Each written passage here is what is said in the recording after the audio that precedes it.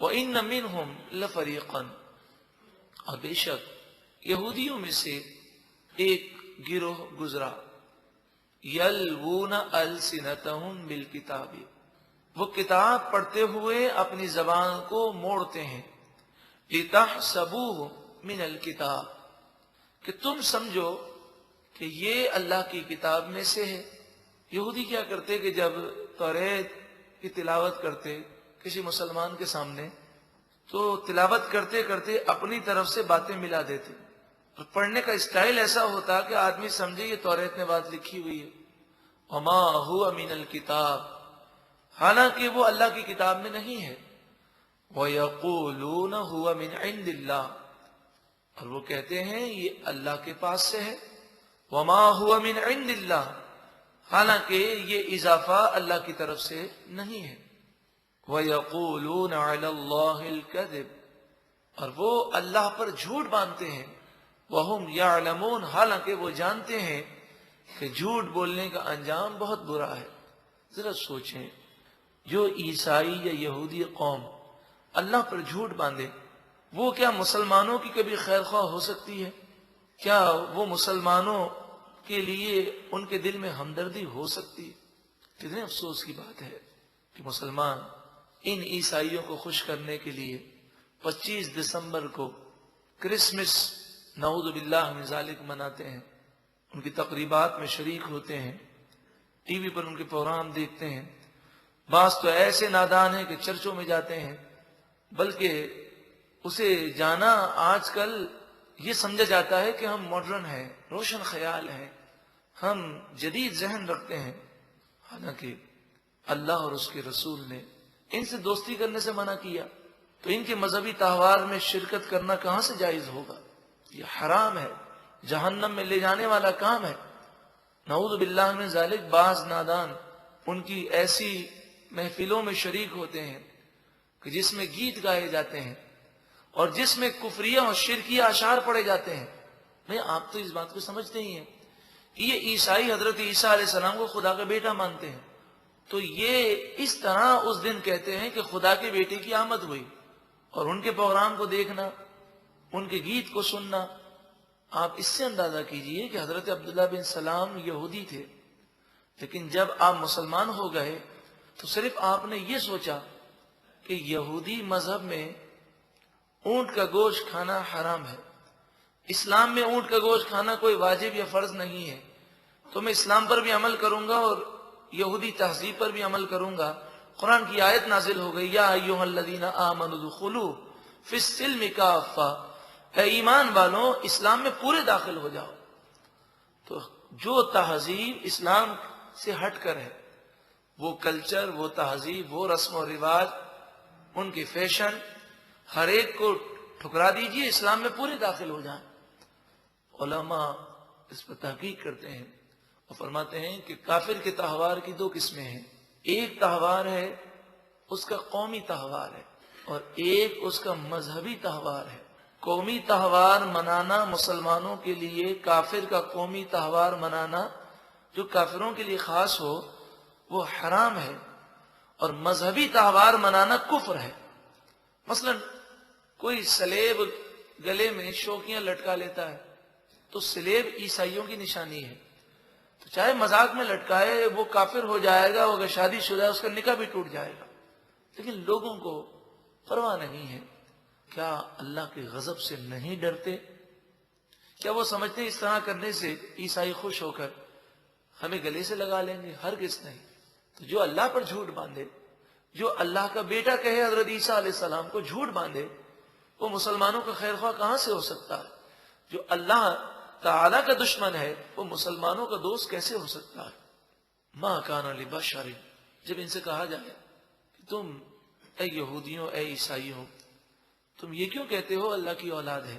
تو عیسائی کہتے ہیں عیسیٰ علیہ السلام نے ہمیں کہا تھا کہ میں خدا کا بیٹا ہوں، نعوذ باللہ من ذالک۔ یہودی کہتے ہیں کہ ہمیں حضرت عزیر علیہ السلام نے فرمایا تھا کہ میں خدا کا بیٹا ہوں، نعوذ باللہ من ذالک۔ قرآن مجید فرقان حمید نے اس کا رد فرمایا، ما کان لبشر ان یؤتیہ اللہ الکتاب والحکم والنبوہ، اللہ تعالی جس بشر کو کتاب، حکمت، نبوت عطا فرمائے، جس کو نبی بنائے، وہ ایسا کر ہی نہیں سکتا. ثم یقول للناس، کہ وہ لوگوں سے کہے کونوا عبادا لی من دون اللہ، کہ تم اللہ کو چھوڑ کر میری پوجا کرو، مجھے بیٹا بنا لو یا مجھے خدا سمجھ لو. یہ کوئی نبی اس طرح کی تعلیم نہیں دیتے. ولیکن کونوا ربانیین، بلکہ وہ کہتے ہیں تم ربانی بن جاؤ، اللہ والے بن جاؤ، اللہ کی عبادت کرنے والے بن جاؤ. بما کنتم تعلمون الکتاب، اس وجہ سے کہ تم کتاب سکھاتے ہو. وبما کنتم تدرسون، اور اس وجہ سے کہ تم کتاب سیکھتے ہو. توریت اور انجیل آسمانی کتاب ہے، اور اللہ کی کتاب پڑھنے پڑھانے کا فائدہ یہ حاصل ہوتا ہے کہ بندے کو اللہ کا قرب ملتا ہے.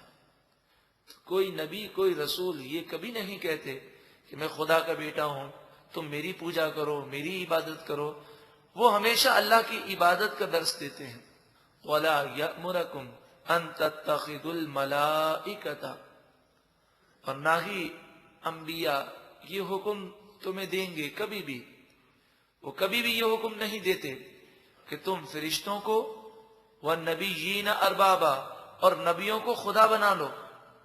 بلکہ حضرت عیسیٰ علیہ السلام نے جہاں معجزات کا اظہار کیا وہاں فرمایا بِإِذْنِ اللہ، یہ طاقتیں مجھے اللہ نے دی ہیں، میں خدا نہیں ہوں، خدا کا بیٹا نہیں ہوں، مجھ میں جو طاقت ہے وہ اللہ کی عطا سے ہے.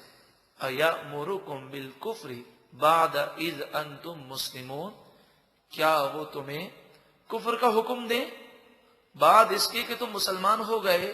ایسا ہو ہی نہیں سکتا. لہذا تم جھوٹ باندھتے ہو، نہ صرف تم اللہ پر جھوٹ باندھتے ہو بلکہ حضرت عیسیٰ علیہ السلام کی بھی توہین کرتے ہو اور ان پر بھی جھوٹ باندھتے ہو. حضرت عزیر کی بھی توہین کرتے ہو اور ان پر جھوٹ باندھتے ہو کہ انہوں نے ہمیں کہا کہ میں خدا کا بیٹا ہوں. اللہ تعالیٰ ایسے لوگوں کی شر سے مسلمانوں کو محفوظ فرمائے. وَإِذْ، اور یاد کرو جب اخذ اللہ نے عہد لیا، میثاق النبیین، نبیوں سے لیا میثاق، پکا وعدہ. عالم ارواح میں ابھی کائنات نہیں بنی، اللہ تعالی نے روحوں کو جمع فرمایا، نبیوں کی روحوں کو، اور ان سے فرمایا لما آتیتکم من کتاب و حکمہ، میں تمہیں کتاب اور حکمت دوں گا.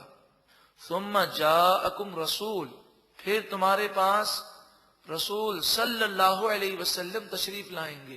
مصدق لما معکم، تمہاری کتابوں کی تصدیق کرنے والے ہوں گے. لتؤمنن بہ، ضرور بضرور تم ان پر ایمان لانا. وَلَتَنْصُرُنَّ، اور ضرور بضرور تم ان کے دین کی مدد کرنا. یہ تمام نبیوں سے اللہ تعالیٰ نے نبی آخر الزمان صلی اللہ علیہ وآلہ وسلم کے متعلق عہد لیا. مفسرین اس پر یہ کلام کرتے ہیں کہ اللہ تعالیٰ کا علم ازلی ابدی ہے. وہ ہمیشہ ہمیشہ سے جانتا ہے کہ جب نبی آخر الزمان صلی اللہ علیہ وآلہ وسلم کی آمد ہوگی تو انبیاء علیہم السلام دنیا سے تشریف لے جا چکے ہوں گے. پھر یہ کیوں کہا گیا کہ آپ ایمان لائیے گا اور آپ ان کے دین کی مدد کیجیے گا؟ مفسرین نے فرمایا اس سے مراد تاکید کرنا ہے، لوگوں پہ یہ ظاہر کرنا ہے کہ تمام نبیوں کے سردار آقا دو جہاں صلی اللہ علیہ وسلم ہے. خود حضور اقدس صلی اللہ علیہ وآلہ وسلم فرماتے ہیں کہ اگر موسیٰ علیہ السلام ہوتے اور میں مبعوث ہو جاتا تو موسیٰ علیہ السلام توریت پر عمل نہ کرتے بلکہ قرآن پر عمل کرتے، میرے امتی بن جاتے. تمام نبیوں کے سردار نبی کریم صلی اللہ علیہ وآلہ وسلم ہیں. جب نبیوں سے یہ عہد لیا گیا تو امتوں کو بھی چاہیے کہ وہ اس نبی پر ایمان رکھیں. یہ گویا کہ یہودیوں عیسائیوں کو تنبیہ ہے. قال اقررتم، اللہ تعالیٰ نے فرمایا کیا تم نے اقرار کیا؟ وَأَخَذْتُمْ عَلَى ذَلِكُمْ إِسْرِي، اور اس بات پر پکا وعدہ کر لیا. قالوا اقررنا، انبیاء نے کہا کہ ہم نے اقرار کیا. قال اللہ تعالیٰ نے فرمایا فاشہدوا پس تم گواہ رہو. وَأَنَا مَعَكُمْ مِنَ الشَّاهِدِينَ اور میں بھی تمہارے ساتھ گواہوں میں سے ہوں. ذرا سوچیں کہ نبی کریم صلی اللہ علیہ وآلہ وسلم کی شان کس قدر بلند و بالا ہے کہ حضور کی آمد سے ہزاروں سال قبل انبیاء کی روحوں سے عہد لیا جا رہا ہے. حضور کی آمد کا اعلان کیا جا رہا ہے. ہر نبی نے اپنی امت کو حضور کی آمد کی خوشخبری سنائی. کتنے خوش نصیب ہیں ہم کہ اس پیارے نبی کا امتی بننے کا ہمیں شرف ملا. لیکن افسوس ہے لَقَدْ كَانَ لَكُمْ فِي رَسُولِ اللَّهِ أُسْوَةٌ حَسَنَةٌ. قرآن نے تو فرمایا رسول صلی اللہ علیہ وسلم کی زندگی تمہارے لیے بہترین نمونہ ہے. مگر ہمارا ظاہر باطن، ہمارا فیشن، ہمارا لباس، ہمارے رسم و رواج، ہمارے شادی بیاہ کی تقریبات کچھ یہودانہ ہیں، کچھ یہودیوں کی تقلید میں ہیں، تو کچھ عیسائیوں سے ملتی ہیں، کچھ ہندوانہ رسم و رواج ہیں. کاش نور قرآن سے ویسے منور ہو جائیں اور آج یہ نیت کر لیں کہ ہمیں حضور کی سیرت، حضور کے کردار، آپ کی سنت کے مطابق زندگی گزارنی ہے. فمن تولا بعد ذلک بس جو کوئی اس کے بعد منہ پھیر لے اور حضور پر ایمان نہ لائے فاولئک هم الفاسقون پس یہی لوگ فاسق ہیں، نافرمان ہیں. آج پوری دنیا میں جیسا کہ میں نے اس سے پہلے بھی عرض کیا کہ یہ شور مچایا جا رہا ہے کہ یہ مسلمانوں کا کانسیپٹ صحیح نہیں ہے. خود مسلمانوں میں ایسے نادان پیدا ہو گئے ہیں جو کہتے ہیں یہ ہم کیسے کہہ سکتے ہیں کہ عیسائی جہنم میں جائے گا، یہودی جہنم میں جائے گا، ہم ہی جنت میں جائیں گے، دین اسلامی حق ہے. اس طرح کی باتیں نہیں کرو. اس طرح کہتے ہیں. کبھی وہ چرچ میں بھی جاتے ہیں، مسجد میں بھی آتے ہیں، مندر میں بھی جاتے ہیں، گھنٹی بھی بجاتے ہیں، بت کو سجدہ بھی کرتے ہیں، سلیب بھی سجاتے ہیں، بائبل بھی پڑھتے ہیں، قرآن بھی پڑھتے ہیں. تو یہ مسلمان کہاں سے ہوا؟ اس کے کافر ہونے میں کوئی شک ہی باقی نہ رہا. تو قرآن مجید فرقان حمید نے تا قیامت ایسے لوگوں کا رد کر دیا. فرمایا افغیر دین اللہ یبغون کیا وہ اللہ کے دین اسلام کے علاوہ کوئی اور دین تلاش کرتے ہیں؟ وَلَهُ أَسْلَمَ مَنْ فِي السَّمَاوَاتِ وَالْأَرْضِ اگر تم اسلام نہیں لائے، تم اسلام سے منحرف ہو گئے تو تم اپنا نقصان کرو گے. اللہ ہی کے لیے گردن جھکائے ہوئے ہیں. من فی السماوات والارض ہر وہ چیز جو آسمان و زمین میں ہے، طوعا خوشی سے، وکرہن اور مجبوری سے. انسان اور جن کے علاوہ ہر مخلوق خوشی سے اللہ کی بارگاہ میں جھکی ہوئی ہے، فرما بردار ہے. لیکن انسان اور جن میں جو مومن ہیں وہ دل و جان سے فرما بردار ہیں. لیکن جو کافر ہیں وہ آج اللہ کے فرما بردار نہیں بنتے، اللہ کی بارگاہ میں جھکتے نہیں، اللہ پر ایمان نہیں لاتے. لیکن جب ملک الموت انہیں سامنے نظر آئیں گے تو اس وقت وہ ضرور اسلام کی طرف مائل ہونے کی کوشش کریں گے، قیامت میں وہ سجدہ کرنے کی کوشش کریں گے، مگر ملک الموت نظر آ جائیں پھر ایمان قبول نہیں ہوتا.